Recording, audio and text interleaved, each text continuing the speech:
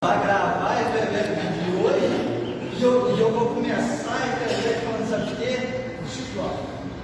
19 de novembro de 1758. Aí aonde está 1758? O Instituto Histórico de Barroso inicia as efemérides contadas pelo vice-presidente Eustáquio Henrique de Melo Silva. Você não estava em 1758 não, mas eu sei que uma pessoa que estava, Israel Cunha. Israel Cunha é histórico, ele nasceu há 10 mil anos lá.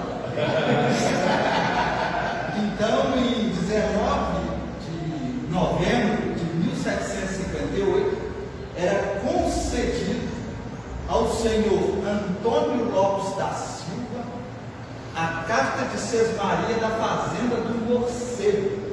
A Fazenda do Morcego, que é lá no morro, na torre de televisão. Aquela área lá era uma fazenda e é datada de 1758. Ela é de pouco antes, mas em 1758 é que saiu o registro dela. Aí Seria um documento do governo falando. Isso aqui agora sim, era o registro de terra. Então, o governo, a coroa portuguesa, dava esse documento ao dono.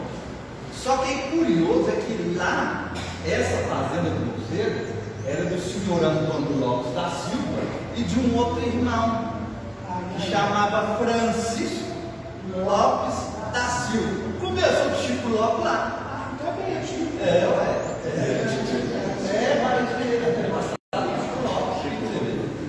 O Chico Lopes começou a caçar tatu, foi lá. Foi lá que começou a falar. Cavou lá e saiu aqui.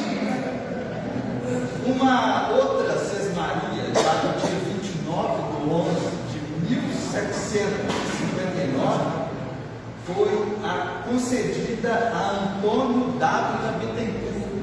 Essa, infelizmente, a gente não sabe o nome da fazenda, né? Então, essa a gente só tem a carta de Sesmaria.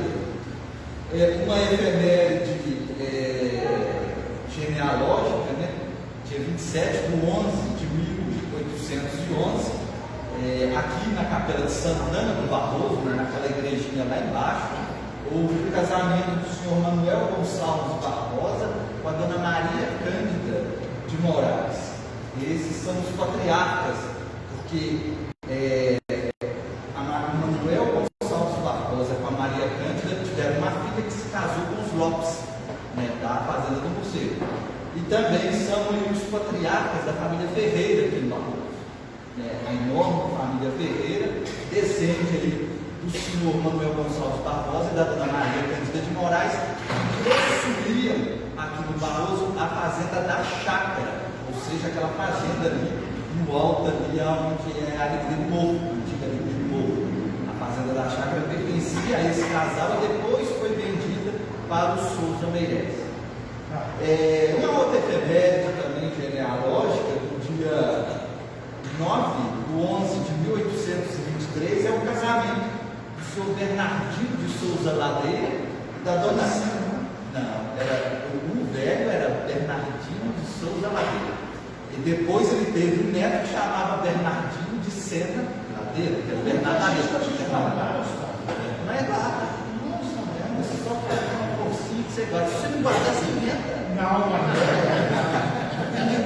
Se você não guardar, você vai fazer o nome.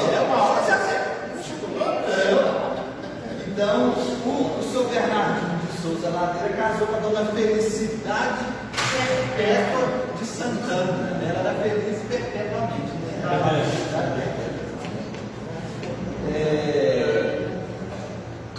Curioso aí é que a dona Maria Cândida de Moraes, que eu falei antes, e a dona Felicidade Perpétua de Santana eram irmãs.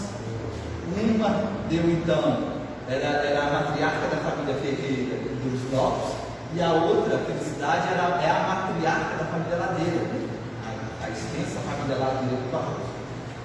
Uma outra efeméride, agora eu vou ter que ler, é do primeiro mapa populacional do Barroso, feito em 1831. Então, o juiz de paz aqui do Barroso, na época, ele fez o mapa da população, né, de Barroso, e depois ele fez um ofício para mandar para o Rio de Janeiro, que na época era a corte, né, era a capital, né, mandava uma cópia para a corte, para o Rio de Janeiro, e outra cópia para Ouro Preto, que era a capital de Minas Gerais. E ele diz o seguinte: declaro que no meu distrito existem 3 pequenas fábricas, sendo a primeira fábrica de cal de José Francisco Pires, cotada nesta debaixo dos fogos, número 3 do primeiro quarteirão.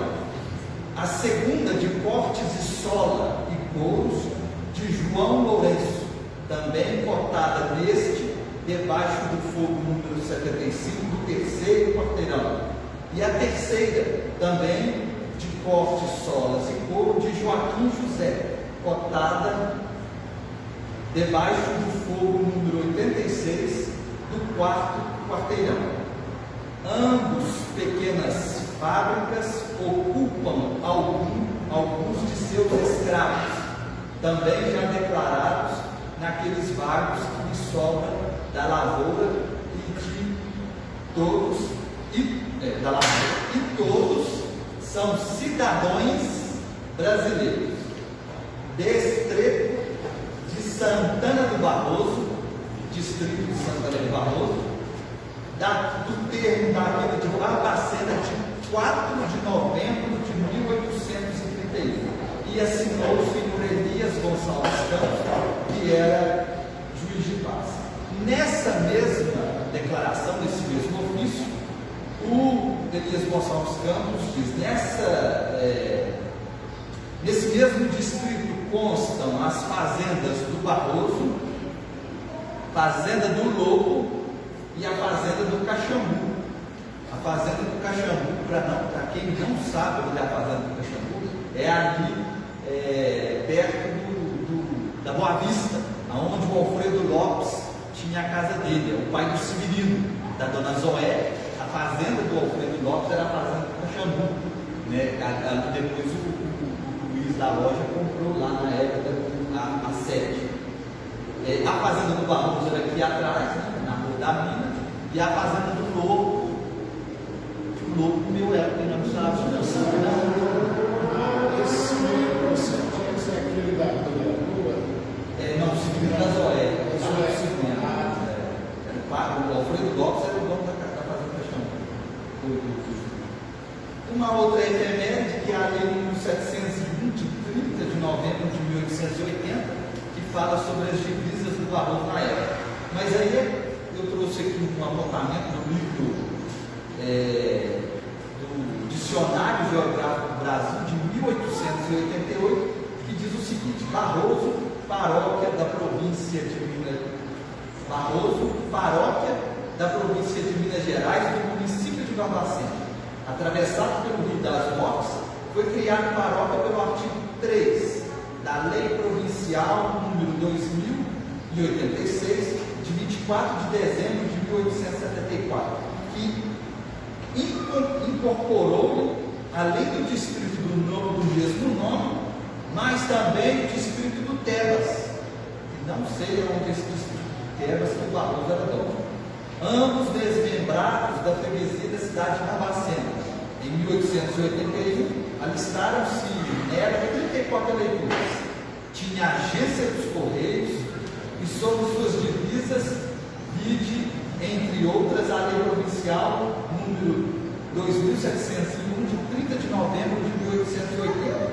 Tem 2 escolas públicas de instituição primária. Além da matriz, tem a Igreja do Rosário e um grande comércio de cal. E uma outra efeméride, essa lei, a lei 2701 de 30 de novembro de 1880, que fala da divisa, a divisa do Barroso ia lá no Ribeirão do Elvas, no Pitangeiras, e ia lá no Ilhéus, lá no Pé de Brito.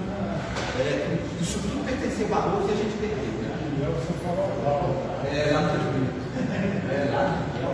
Ilhéus é pra lá, o Elvas está pra cá. Eu não estou me situando aqui, não. Eu estou perdido de dentro. Pessoas da. Só posso falar um comentário? Você falou de Deus.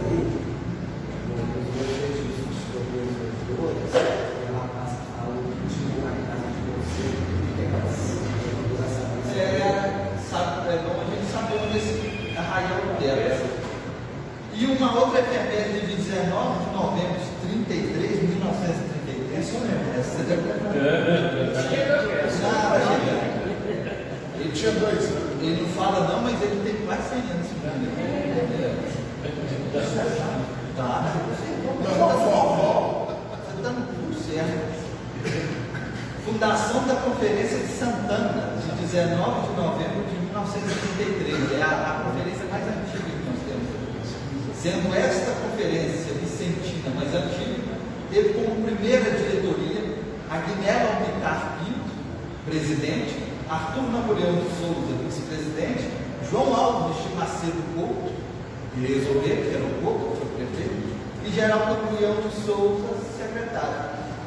E uma outra efeméride recente, de 18 de novembro de 2023. Que foi? Foi a fundação do Seixo Bloco.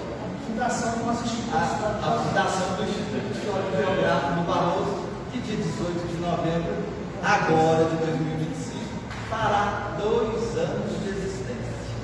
Cerrei. Gustavo, muito obrigado pelas suas efemérides, mas eu vou te fazer uma pergunta para você responder, porque muita gente fica preocupado com o medo de você descobriu tanta coisa. Você descobriu no censo de 1831 que tinha uma fábrica de pau, um pôr do sol. Em 1881 tinha divisa. O Wander está querendo saber desse correio de 1884. Os alforjes, né? Hein? Pegavam os alforjes, pegaram. A Conferência de Santana. Como é que você faz as suas pesquisas? Como é que você consegue essas informações? Pessoal, As pesquisas são feitas, a maioria, né, igual aqui o censo, é um arquivo público mineiro, porque o arquivo é o maior guardião da história de Minas Gerais, é o arquivo público mineiro. A gente também tem o Instituto Histórico e Geográfico de Minas Gerais, que é de 1890, que guarda também uma quantidade enorme de documentos. Temos também a Biblioteca Nacional, que também ajuda muito a gente, igual registros que eram feitos a nível nacional, eram feitos hoje estão guardados na Biblioteca Nacional. E não só isso também, mas arquivos da própria cidade. A gente tem aqui na Matriz de Santana o livro de tombo da igreja Matriz, que o livro de tombo é de 1880, né? O primeiro livro é um livrão desse tamanho, dessa altura, assim, onde os párocos que passavam iam registrando as questões da igreja e um pároco passava para o outro. E é engraçado que cada pedaço, cada parte, e que o pároco saía de Barroso, ele escrevia uma carta no livro de tombo. Então, era escrito encerrando o mandato dele aqui, o mandato, digamos assim, e depois vinha outro e começava a escrevia algo ali na frente e começava a fazer os registros. E o que mais?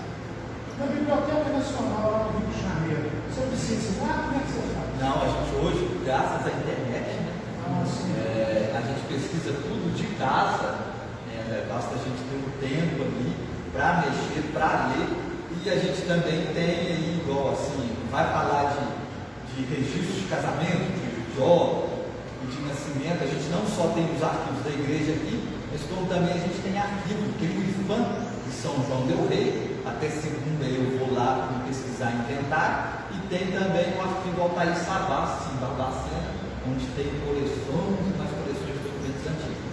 Então vamos querer pesquisar, né, e saber um pouquinho ali a letra, né, porque a letra ela costuma embaralhar a gente, às vezes a gente perde uma letra, acha que é outra. E é a mesma coisa essas cartas de Sesmaria, elas não só estão no arquivo, na Biblioteca Nacional aqui no Brasil, mas também tem cópias dessas cartas de Sesmaria em Portugal. Na Torre do Tombo, em Portugal, existe uma quantidade enorme de documentação sobre o Brasil, quando o Brasil pertencia lá. Então, todos os documentos que tem aqui, tem a cópia lá em Portugal, porque precisava de uma cópia ficar lá, a cópia que o rei assinava, e precisava de um outro documento vir para cá. Então, era 3 documentos expedidos. Carta de Sesmaria eram 3. Um ficava em Portugal, um ficava aqui no Brasil, no governo, e um para a mão de quem era o dom. Ok. Muito obrigado. Eu sei alguma complementação? Ok. Muito obrigado, então, pelas efemérides, mas isso pode continuar lá. Eu quero justificar a ausência dos confrades Cristiano, Maria Helena, mais alguém que justificou?